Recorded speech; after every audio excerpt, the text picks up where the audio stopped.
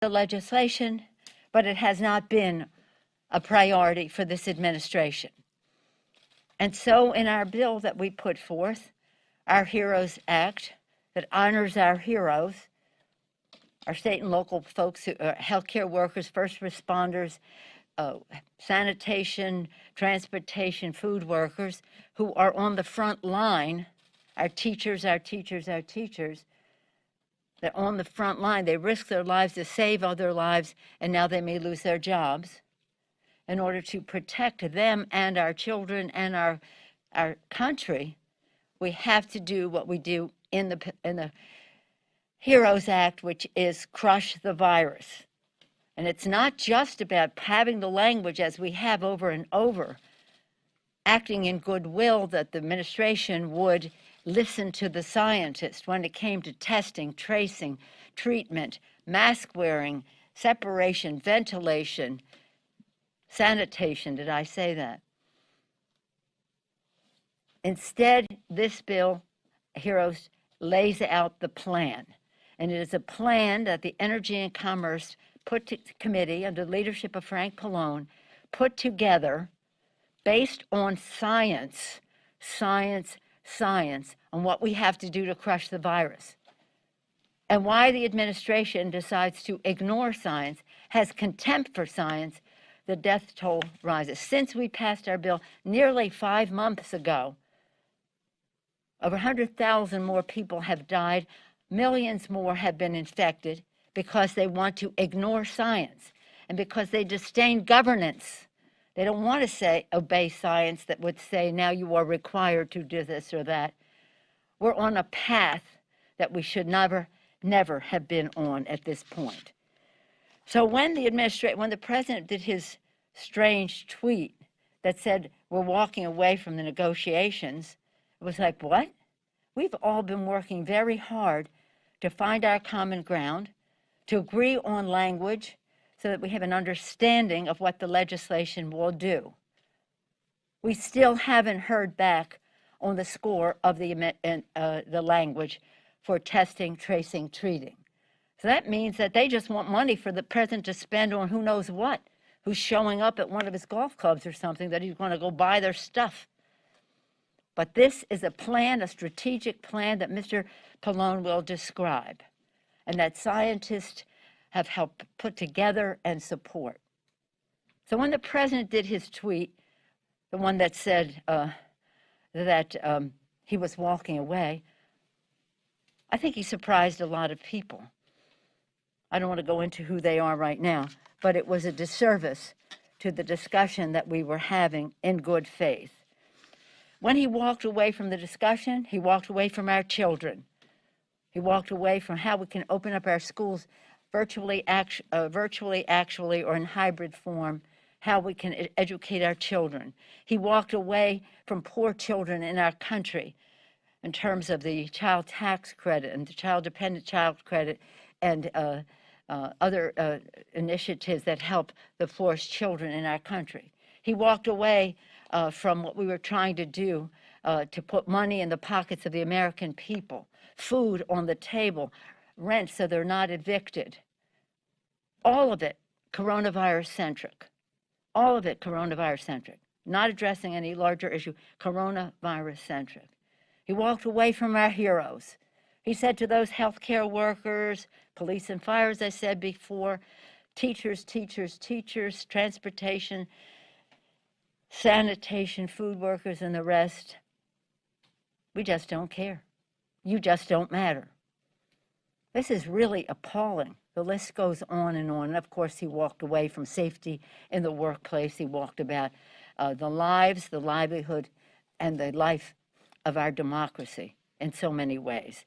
So here we are now staking out the territory so that the people will know there is a plan.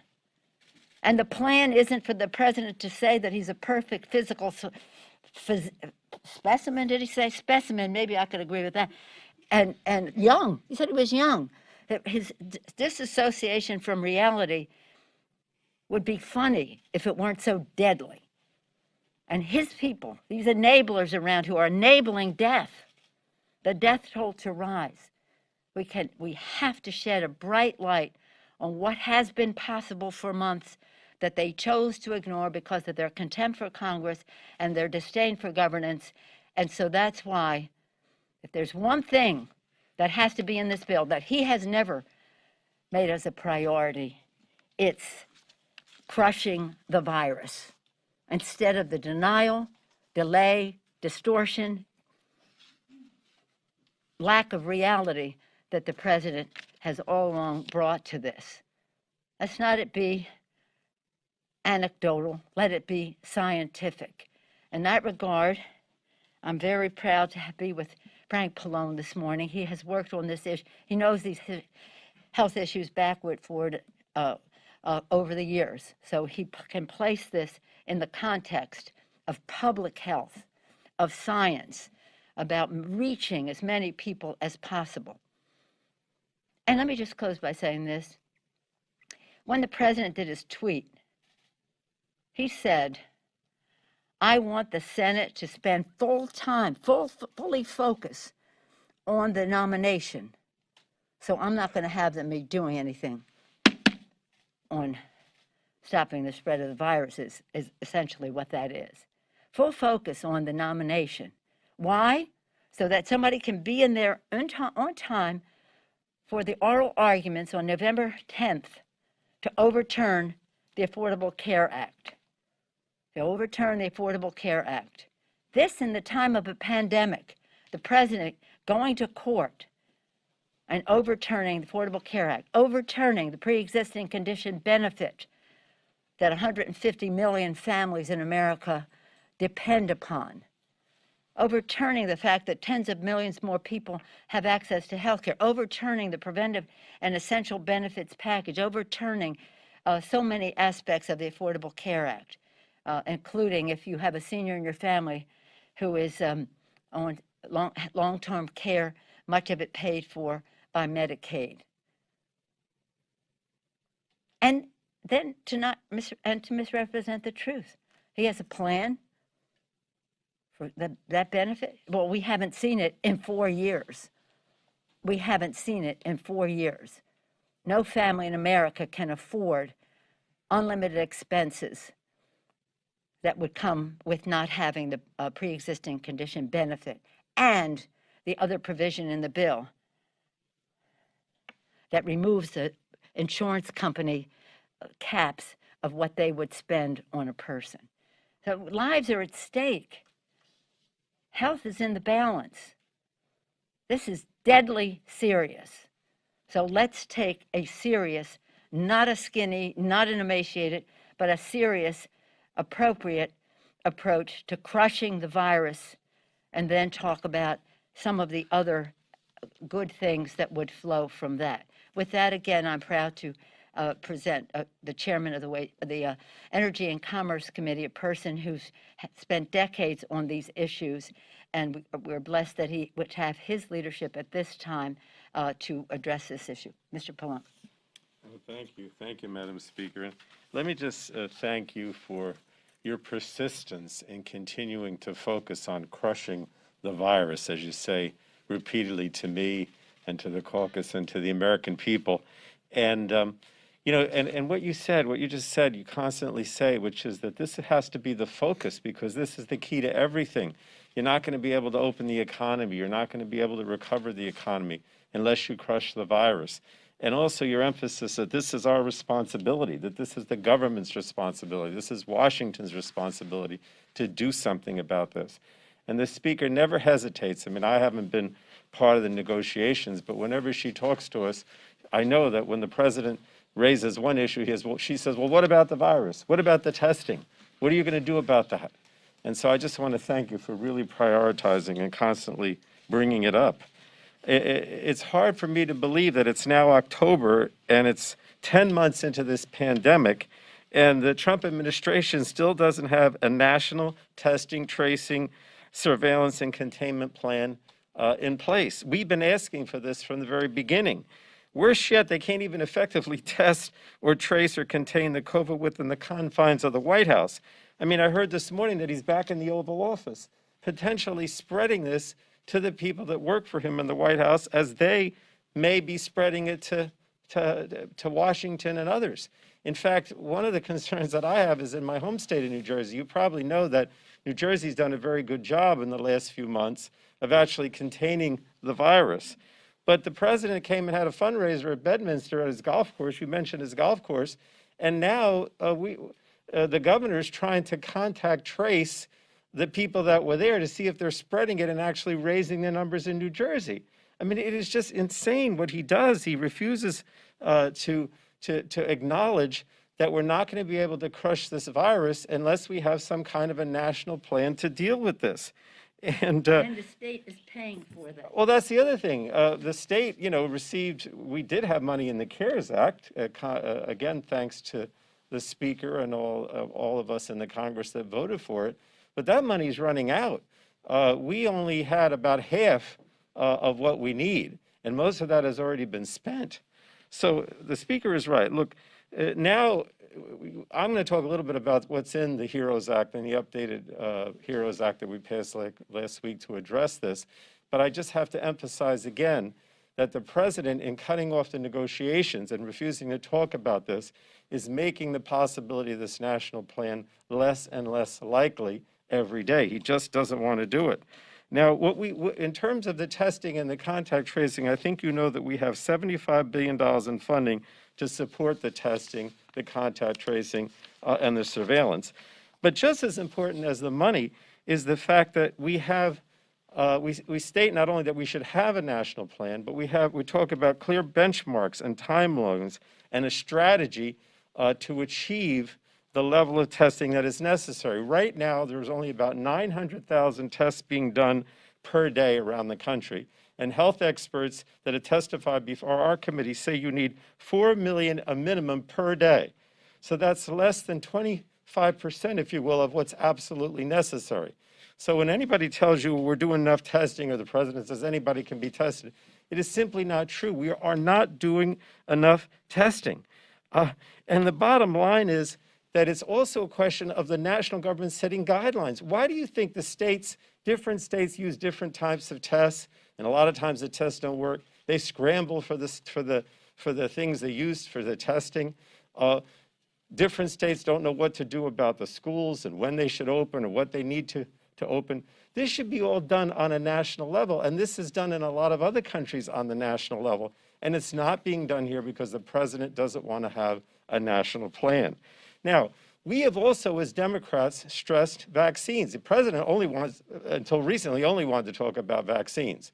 But we also, in the updated HEROES Act, address the vaccines very effectively.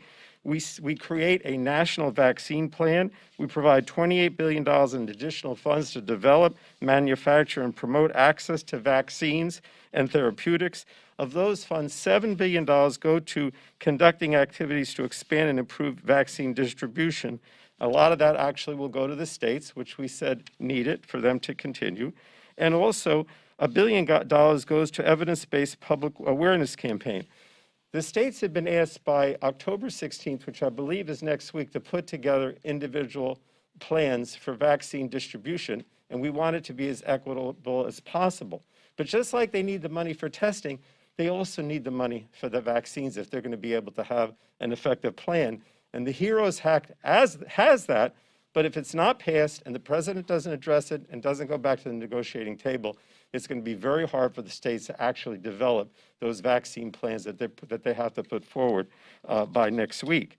Now, all we've heard from the president until recently was vaccine, right? And it was obvious that he wanted to approve this vaccine by Election Day, whether or not it was going to be effective. Thank God, and I mean that, thank God, that the FDA went ahead and issued these new guidelines that make it clear that we have to have an additional 2 months from when the vaccine has been finally developed to actually test it and make sure we don't have adverse effects. I always say, it's like when you go to the hospital and they say, oh, the operation was successful, but the patient died. We don't need a vaccine that may not be effective, but we also don't need a vaccine that's actually going to have so many adverse events that, people die from the effect of the vaccine. So the bottom line is now at least we have the FDA out there with the guidelines, but we're still concerned that he may override the FDA and just go ahead and say, well, this is a vaccine anyway. It's okay. You don't need the FDA's approval. And we want to stress that that should not happen. Now, the final thing is within the last 24 hours, Madam Speaker, with Regeneron, it's almost as if, well, I tried the, the silver bullet with the vaccine, but now I don't have that anymore. So now I'll move to Regeneron, which the experimental drug that he was treated with. And now he issued a video, I guess, in the last 24 hours saying, well, I'm going to have this thing approved by the FDA under emergency use, and I'm going to have it distributed and manufactured, and everybody's going to have it again. Well, again, language that's saying, I'm going to override the FDA, I'm going to override the science. I know what works. Needless to say, we don't know if it works, and we have no reason to believe that it's going to be available. I think they said, the company that produces it, that they have 50,000, their availability to treat 50,000 people. More than 50,000 people got the virus yesterday, right? And almost 1,000 died yesterday. So what are you talking about, Mr. President? Once again, you're ignoring the science, you're politicizing the issue. Stop this. Help us get the HEROES Act. The HEROES Act has the tools and the resources necessary to crush the virus. We're not going to wish this away. We have to rise to the challenge. The Speaker has risen to the challenge. The President has not. Please, Mr. President, come back to the negotiating table. Let's get these critical testing and vaccine provisions signed into law so we can crush the virus and do the responsible thing, as our Speaker said, for the American people. And thank you again, Madam Speaker. Thank you, Mr. Chairman. Thank you, Mr. Chairman, on that score of the language, because, again, we have put resources for testing again and again and again. But left to their own devices, they did not have a plan except to use it almost in a political way. And this is a plan to do it in a scientific way. I also want to make the point that is very important to our plan, is that we are recognizing that the communities of color have been disproportionately hit by this virus. And that's why we need the testing, tracing, treatment, separation, et cetera, addressed into those communities. And that's part of what this plan will do as well. And just to, before I take questions, to say, in every part of the bill, whether he's talking about let the states go bankrupt, I'm not doing any blue states or any of that, many of those employees are people of color. Many of them served people of color. Their rejection of doing this right is harmful to people of color, and how they want to spend their money on the schools is harmful to children of color. And so this is, people say to me, you're not going to be able to correct every ill in society in this bill. I said, that's true. This is coronavirus centric, but I'm not going to make matters worse and solidify the disparity that we see as this virus continues to spread. When I talked to the administration most recently last evening, I said, you still haven't given us a response to the language after all this time. They admitted that. Questions on this subject? Yes, Brent. Your office has indicated that you've talked to the Secretary about a standalone bill to help the airlines. Can you update us on that progress? And to that end, with the entire economy hurting, why do the airlines deserve special treatment? Well, let me just stay with this subject, and I'll come back to you, Garrett. Let me just say this. This issue, and now the president, we pray for his health, his recovery, his family, 34 people in the White House infected by this, and still not an acceptance of what needs to be done. I think that the public needs to know the health condition of the president. There's one question that they refuse to answer. When was, before he got the virus and admitted to it, when was his last negative test? When was his last negative test? To make a judgment about the actions that were taken after that. Members of the press ask the question, it gets deflected. But it is a very important question for our country, because now the president is saying that he probably got this from the Gold Star families. Can you believe that he would say such a thing? He probably got this from the Gold Star families. So let us see a date, a time when you last tested negative before you admitted to this virus. On the subject of how we crush the virus and how we go forward, are there any questions for our chairman? Yes, sir. I just wanted to ask about the negotiations quickly. Well, about this subject, and it's related. Yeah. I will come back to it because this is central to the negotiations. It's no use saying we're going to give the administration more money to do whatever they want with it unless we get to the heart of the matter and crush this. Yes, ma'am. Madam Speaker, thank you. On this topic, it's clear that the issue is as much about the president pulling away from the negotiations, but also the Republicans in the Senate who have shown some concern about spending more money. Yet at the same time, we saw some Republican senators coming out and saying they thought it was a mistake to walk away from the negotiations. Are you in any way talking to Leader McConnell, to any of these Republican senators who perhaps could weigh in on this in a way that would help bring some resolution here? Okay, so you're not talking about this subject either. Anybody want to talk about? We all seem We're to be talking confused about the respectfully. COVID talks. What are we? Are these Do you want not to talk the about the COVID bill, or talks? do you want to talk? What we want to talk about is the fact that we have not, and to your point about the Republican senators, they're accomplices to what the president is doing in terms of ignoring the science that could save lives. So that is the point of this, and it is central to the negotiations, and there's no way that we can just say, let's just write some checks and give it to the president so he can give it out any way he wants when he's not getting to the heart of the matter. Now, you had that first question that since there seems to be, I don't know what, about how you don't understand that this is, we are where we are because of that. Do you have any questions about what Mr. Pallone is proposing? If not, I'll answer Garrett's question. Yeah, I mean, Yeah, Garrett, let me just be really clear. I have been very open to having a single standalone bill for the airlines or part of a bigger bill. But there is no standalone bill without a bigger bill. There is no bill, because you asked the second question, why should we do one, not the other? Right. And so the comment that I made to the administration last night was, we're happy to review what that standalone bill would look like as part of a bigger bill, if there is a bigger bill. But there is no standalone bill. you would not move forward at all on a standalone airline bill. If we don't have a guarantee that we're going to be helping our state and local employees, that we're not going to be able to crush the virus, that we're not going to be able to have our children go to school safely, that we're not going to have safety in the workplace, that we're not going to address unemployment, that we're not going to have them. And some of these issues, we have come to some area of agreement, but some of them we have not.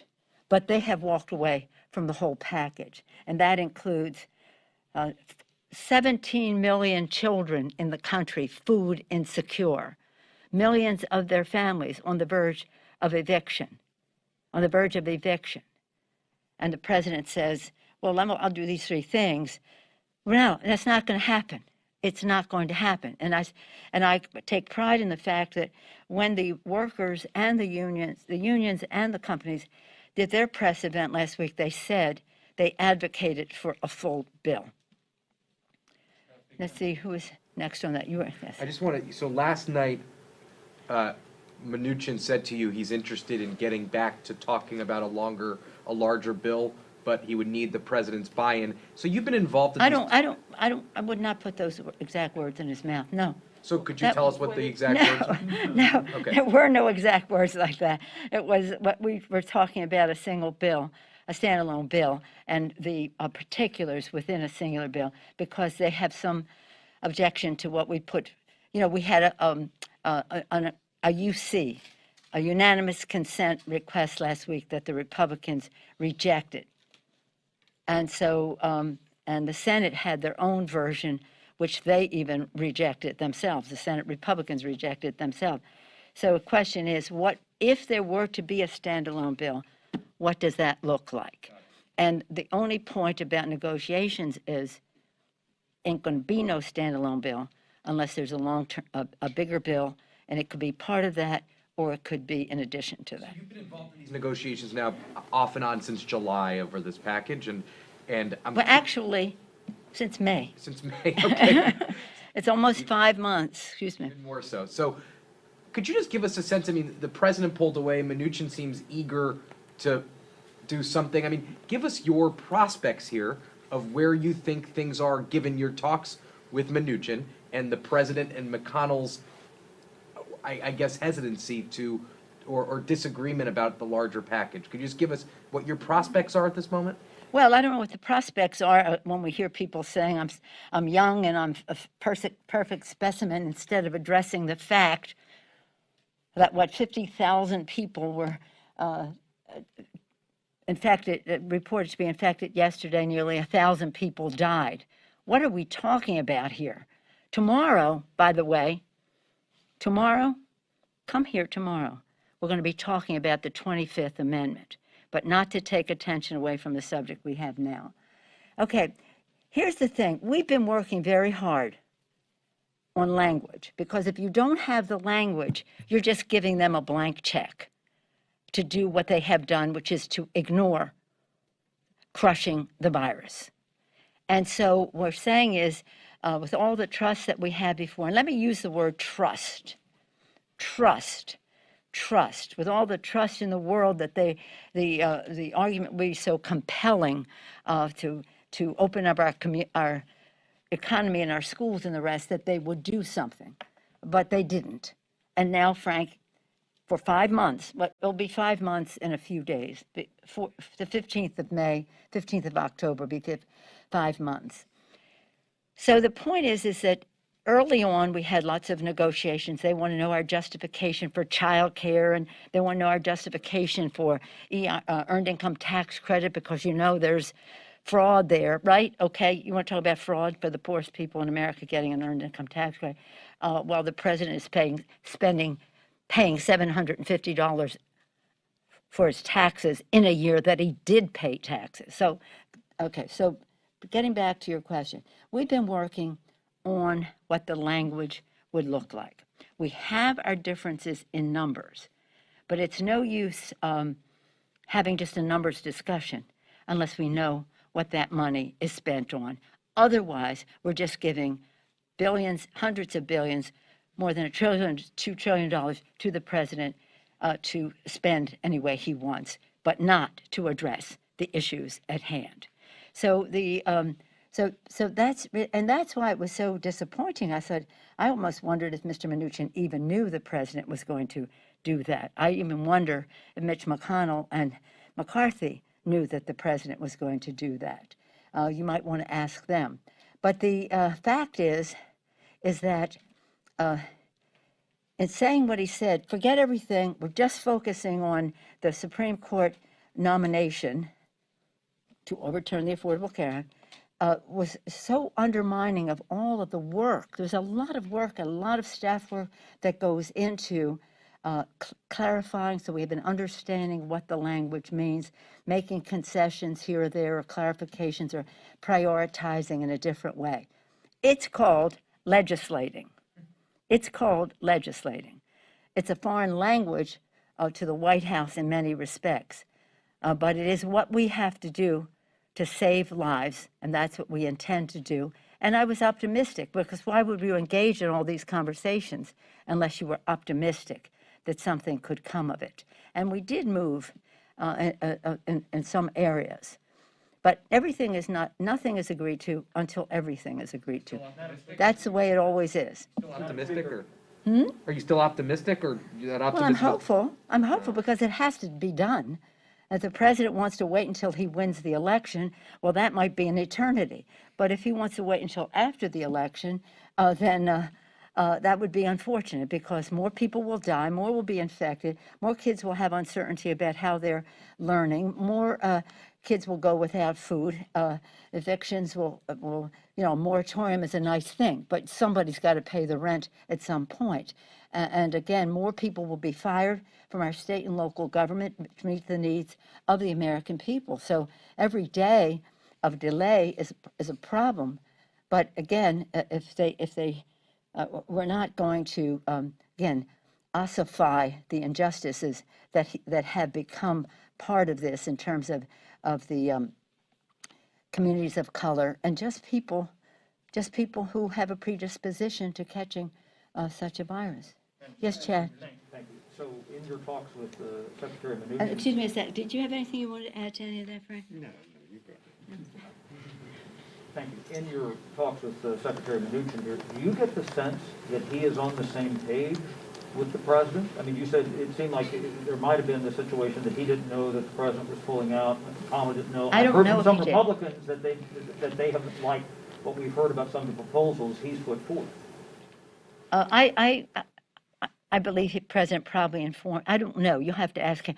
I asked him. He said he knew. I said, you knew he was going to tweet? You knew he was going to tweet that after you had been engaged in months of negotiations with the Speaker of the House, Article 1, the first branch of government, with all the work that we have done, respectful of your point of view, trying to find reconciliation and common ground, that the Congress of the United States would be treated with disrespect by a tweet by the president to say it's off? Is that an appropriate notification? So that he could focus full time on the nomination. So this is not the way that happens. But again, we embrace there's a bad word for that. and again, it's not about him. It's about people in America who are susceptible to this. What I'm getting at here is when he comes to your office or on the phone. He's not coming to my office. Well, I know that. He came to the office last Wednesday. Don't worry about me. Don't worry about me. I get tested all the time because I'm in conversation with the president. Really? I'll see you on the phone. So when you're on the horn with the secretary, do you get the sense that the president, chief of staff, they're all on the same page and they are, in fact, representing the position of the administration, what their negotiating position is? Well, I don't know what you mean by they all. Well, I said the chief of staff, the secretary of the treasury. I don't know about the chief of staff. I mean, I don't even do that. But the secretary of the Treasury has been designated by the president to engage in these negotiations. I have to trust of that. But why would he have these conversations if he's not speaking for the president of the United States? This is not an academic discussion. If he's not speaking for the president of the United States, there's no reason to have the conversation. I trust that he is. And I trust that he wants to understand the differences so we can try to find common ground. And hopefully we will. Now, let me just say another thing. Trust. Trust is a word that is so important in everything we do.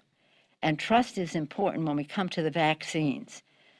We all want to pray for a vaccine to come soon. We want to have it not one day sooner than it is safe and efficacious, but not one day later. God willing, it will come soon, and that will be an answer for us. And maybe that's what makes the administration act in the irresponsible way that they do about prevention, because they are placing so much on the vaccines. Thank God for the scientists at the FDA who are scientists, who are working 24/7, who created warp speed, by the way, that the president launched onto, who created warp speed, and that they will, their work, their science, their genius will be rewarded by having the appropriate clinical trials so that what comes out of it is something that we can trust, not something politicized or a timetable that is hastened because of something else. Now, Frank, do you want to speak to the vaccine piece again?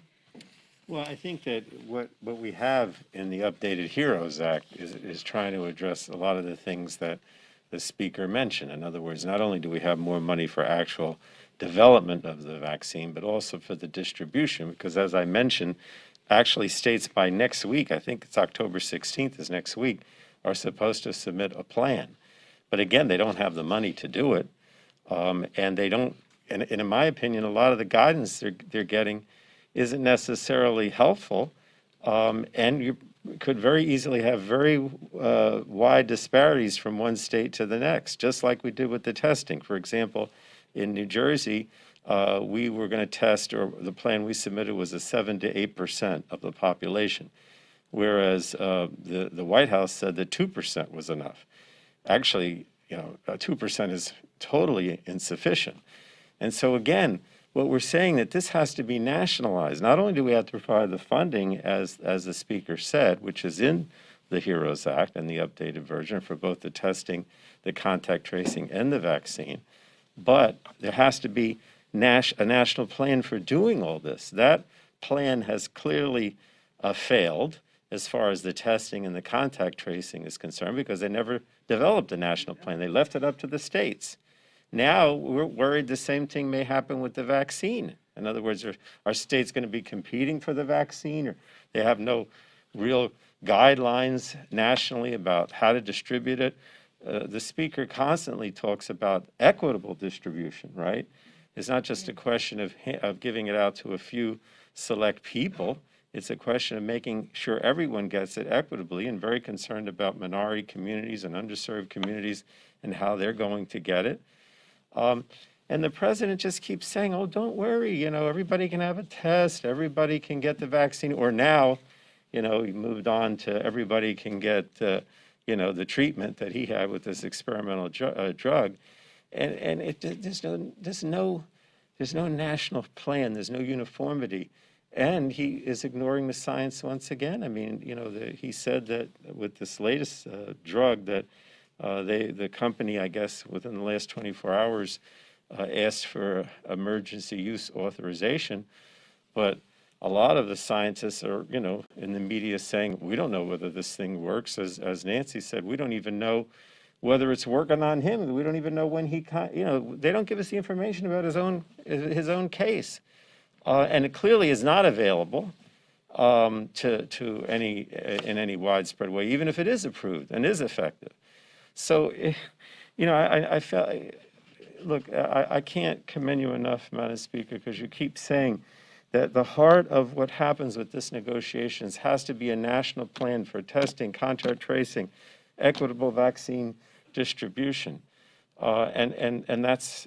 And they're ignoring that, or they act like, oh, well, that doesn't matter because, that's not the main focus of what we're trying to do to crush the virus. It has to be the main focus, and that's what we're stressing. Thank you. And I come back to the word trust, because when this vaccine is put forth in a scientific way with the appropriate clinical trials and consent from the scientific advisory committee that passes on these things, that people will have trust in it and take the vaccine, because the vaccine is only as good as many people who will actually do it. And you see the numbers are very split in our country so far as to whether they would avail themselves of it. And that's why this has to be embraced for the scientific basis that it has, not ignored because of the doubt as to the timing of it that had something to do with the election, rather than the scientific evidence that it is safe and effective. Yes, sir. Just to follow up on something you just said, do you think it's time to invoke the 25th Amendment? I'll talk to you about that tomorrow. I'll talk to you about it tomorrow. I'm not talking about it today, except to tell you, if you want to talk about that, we'll see you tomorrow. But you take me back to my point. Mr. President, when was the last time you had a negative test before you tested positive? Why is the White House not telling the country that important fact about how this made a hot spot of the White House? Thank you all very much. Thank you. Thank you. Thank you.